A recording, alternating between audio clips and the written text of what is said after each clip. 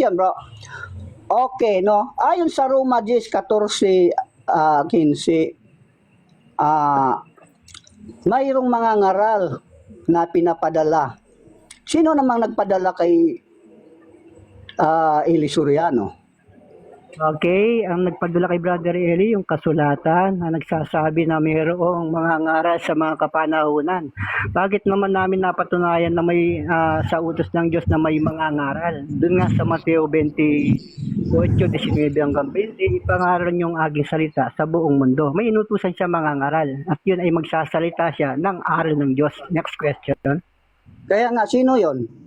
Sino, sabi sa 17 ng Roma 10, kung hindi, sinong mga ngaral, kung wala siyang napapakinggan. So, sinong napapakinggan ni Eli Soriano? Okay, para ang sagot ko dyan sa amin, si Brother Eli. Katunayan nga siya, nangangaral nga siya. Ang nangangaral ng salita ng Diyos, nagbabasa ng salita ng Diyos na nasa Biblia, na may batayan nakasulat sa Biblia. Okay, next question. Okay, kung hindi na ipa-preserve ng Catholic Church ang Biblia, so wala palang kaligtasan ng mga katulad ninyong sakop ni Eli Soriano kung hindi na preserve ang Biblia. Ano pong tanong nyo?